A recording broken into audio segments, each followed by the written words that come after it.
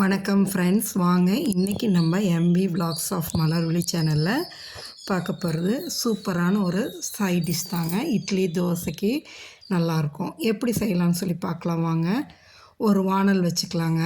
நல்லா வானல் காஞ்சதும் அதில் ஒரு 2-3 ஸ்பூனுக்கு நல்லெண்ணெய் ஊற்றி செய்யலாங்க. இந்த சைட் டிஷ்ஷை பொறுத்த வரைக்கும் நல்லெண்ணெய் தான் ரொம்ப நல்லாயிருக்குங்க. இல்லாத பட்சத்தில் நம்ம கடலெண்ணெய், சன்ஃப்ளவர் ஆயில் எது வேணாலும் யூஸ் பண்ணலாம். பாருங்கள், அந்த எண்ணெய் ஊற்றிட்டு ஒரு 4 மிளகாய், பெரிய மிளகாய் நல்லா காரமாக இருக்குங்க. நான் எனக்கு ஏற்ற காரத்துக்கு போடுறேன். நீங்கள் உங்களோட காரத்துக்கு ஏற்றவாறு கூடவோ குறைச்சா சேர்த்திக்கலாம்.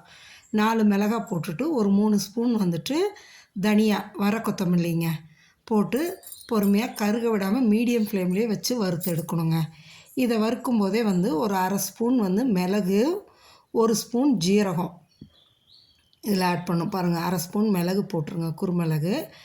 அடுத்தது 1 ஸ்பூன் ஜீரகம், இதையும் போட்டு வறுத்துடுங்க. பொறுமையாக மீடியம் ஃப்ளேம்லேயே கருக விடாமல் வறுத்துடுங்க.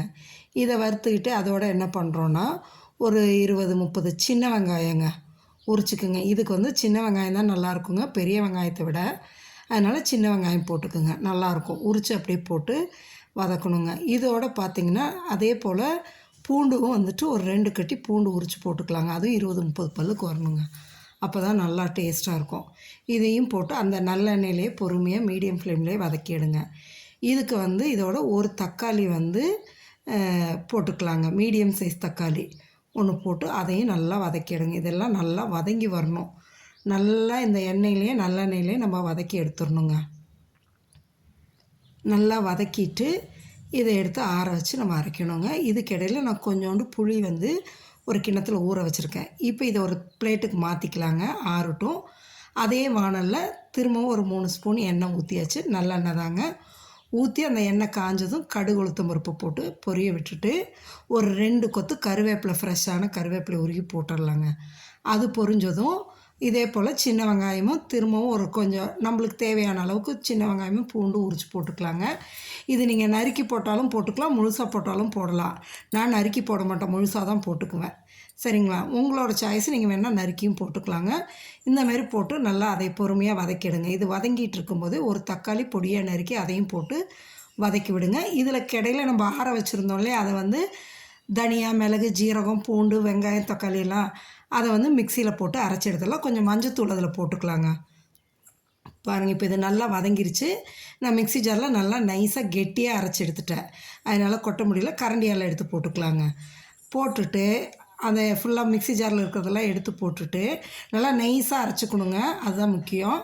அதோட புளி ஊற வச்சுருக்கோம் இல்லைங்களா, அந்த புளியை கரைச்சி அந்த தண்ணி பாருங்கள், இந்த அளவுக்கு தான், கொஞ்சம் தான் புளி, நிறையாலாம் இல்லை, போட்டு இதை கரைச்சி இந்த தண்ணியை அந்த மிக்சி ஜாரில் வடிகட்டிக்கிங்க. அதில் மிக்சி ஜார் கழுவி எடுத்து இதில் ஊற்றிக்கலாம் நம்ம. சரிங்களா? வேஸ்ட் பண்ணாமல் அந்த மிக்சி ஜாரில் இருக்கிறதையும் சேர்த்து நல்லா கழுவிட்டு எடுத்து ஊற்றிக்கிங்க. ஊற்றி பொறுமையாக கிளறி விடுங்க. நல்லா கலக்கி விட்டுறலாங்க.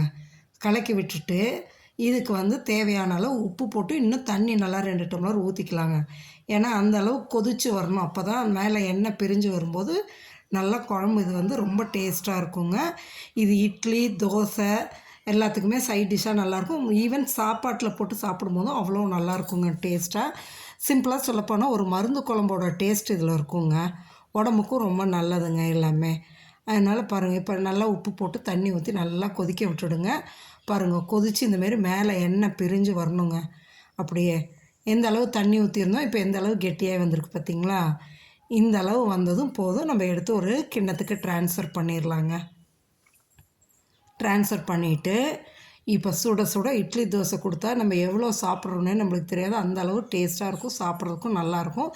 சுட சுட சாதத்தில் போட்டும் சாப்பிடவும் நல்லாயிருக்குங்க. நீங்களும் ஒரு தடவை இதை செஞ்சு சாப்பிட்டு பார்த்துட்டு எப்படி இருக்குன்னு கமெண்ட் செக்ஷனில் சொல்லுங்கள்.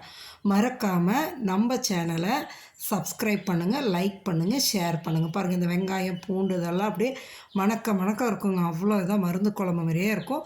பாருங்கள், இன்றைக்கி நான் சூடாக இட்லி எடுத்து வச்சு இந்த குழம்பை ஊற்றி சாப்பிட போகிறோம். வாங்க எல்லோரும் சாப்பிட்லாம். நம்ம சேனலை சப்ஸ்கிரைப் பண்ணுங்கள், லைக் பண்ணுங்கள், ஷேர் பண்ணுங்கள். தேங்க்ஸ் ஃபார் வாட்சிங் ஃப்ரெண்ட்ஸ்.